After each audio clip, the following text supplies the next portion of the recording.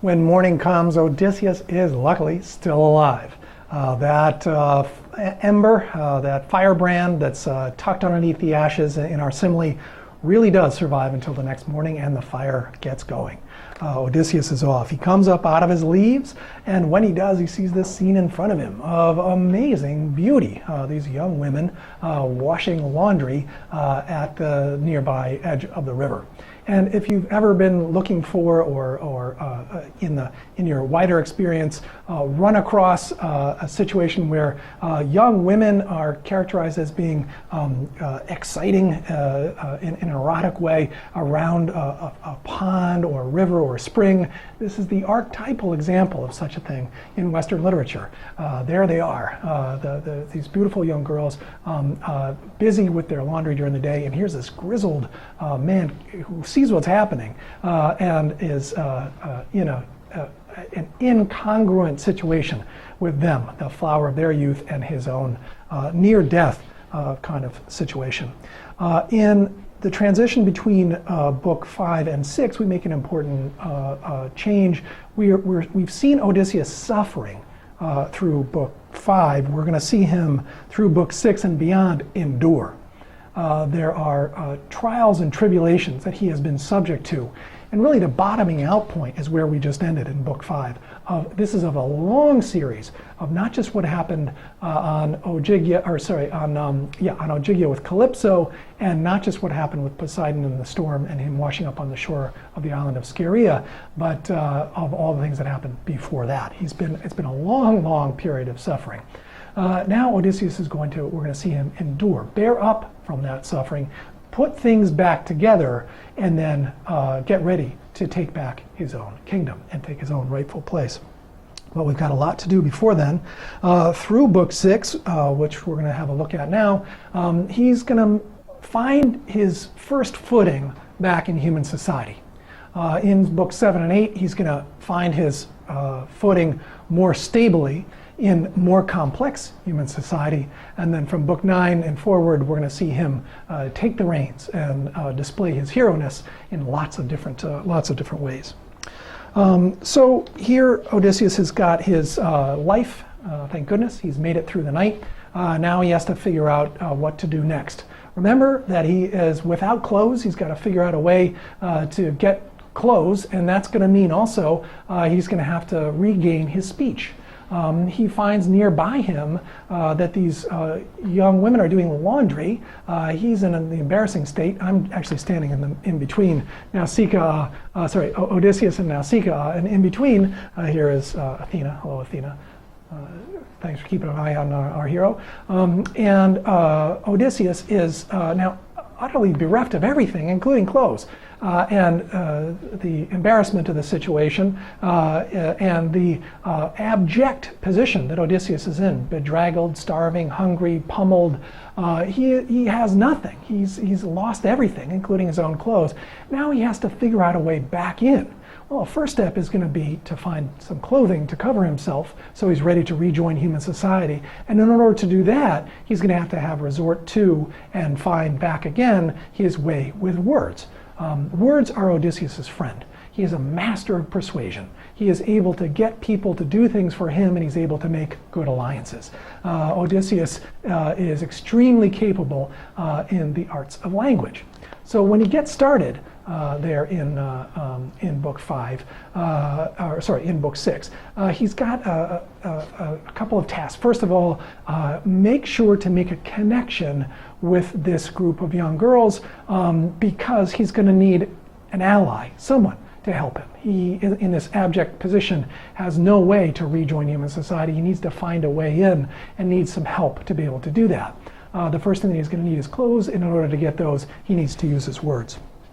So in both of these situations, it's through Nausicaa and her acolytes around her that he's going to be able to get it done. So she sets a stage for him to regain his speech and is a crucial sort of first connection with the rest of human society. Now, he needs to then persuade her. And this leads us to our second universal law number 2. If you want to persuade people, you should know your audience. You've got to know your audience. You can't just say all the stuff you might want to say. Example, a person who went through terrible suffering probably just wants to say, oh my gosh, I'm so glad I saw you. I can't wait. Let me tell you all my stuff. Let me unburden you with all the awful things that I've been through. But Odysseus knows not to do that. He needs to get inside of the head of his audience, which is this young woman, Nausicaa. And what he does is look for ways to make her feel good. So flattery is a great way to start a persuasive speech. Charm, express yourself in a way that's honest to your own situation. So Odysseus doesn't come in with a kind of a swaggering, hello, I'm this grand guy, and maybe you don't believe me, but I really am. That kind of thing's not going to work, right? So he comes in and knows this audience. This is Odysseus learning people's minds, and he sets right up with a speech that he knows is going to help soften her with respect to her ability to make a connection with him. So he jumps in with flattery and an honest appraisal of his own situation without overplaying what's already a very weak hand. In our translation, pages 173 and 74. Here I am at your mercy, princess. Are you a goddess or a mortal? If one of the gods who rules the skies up there, you're Artemis to the life, the daughter of mighty Zeus. I see her now. Just look at your build, your bearing, your lithe flowing grace. He goes around the speech, gets from the flattery to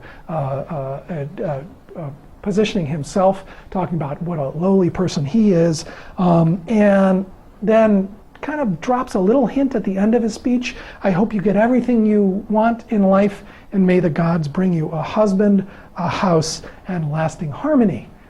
Hint, hint. Now, of course, Odysseus is thinking no one to be starting making overtures to this young woman, but he right away talks to her in ways that in Greek society at the time, Homer would have assumed a young woman wants to be addressed. You're beautiful, you must be a goddess, your parents must be very proud, soon enough you're going to be having a husband, and well, I'm this eligible guy just washed up on shore, and let me just speak to you about all those things that some foreign man like me sees in this beautiful young person like you, and goes through that long list. And it instantly wins over some affection from her, where her guard is dropped a little. She wants to help him. She's ready to give him some clothes. And notice that he doesn't come on real strong. He just does it in a kind of meek way, playing his weak hand in a way that's appropriate to that weak hand. Interestingly, that last little hint that he tossed in of the marriage, remember, Athena herself had planted a seed of marriage in Nausicaa's mind when he stirs her up to go wash her clothes. Page 196 in our translation. It's time for you to go out there, bring your handmaids and go wash those clothes. You're going to need them. Weddings around here, we need to make sure we have clean clothes. So the idea is already to plant. Athena is planting in Nausicaa's mind the idea that some eligible man may someday wash up on shore. That softens her heart and makes her ready to receive Odysseus. Now, when she does, this is the crucial first step in Odysseus's design. He needs to make an alliance to get himself into human society. But that first alliance is itself a microcosm of what human society is all about. We meet people, they need things. As a great leader, as a great hero, the hero provides those things to the people that the hero meets. And in doing so, carrying other people's water, that hero gets a chance to do other kinds of things, to work themselves into the kind of position of exaltation in the society that a hero should actually receive. But it's only because the hero earns it by performing in a social situation the way the hero is supposed to. So using his words, he's on his way getting something back. He's been able to clothe himself now with rudimentary clothes. He's made a quick alliance with Nausicaa in such a way that will help her, and now he's going to be on his way to his next stages in his journey. The scene that we've just witnessed with Odysseus washing up on shore is one that we're going to learn is something that is common in Odysseus' experience. when we go and hear the backstory, all the adventures he's already been through by the time he meets Nausicaa, a very standard part of these is Odysseus washing up on an unknown shore. And he may well wash up on that shore in a terrible situation with almost no life left in him. He may wash up with a scout boat. He may wash up with a whole tribe of men trying to conquer a land. But Odysseus arriving on an unknown shore is a way that many of his adventures are going to start. And then the next piece that we're going to see in looking forward to Book 7, Odysseus is going to now make his journey from the far reaches, far away from a city center. He's going to make his journey into a city center. Another standard type of the kind of action we see Odysseus undertake. Movement from the periphery into the center.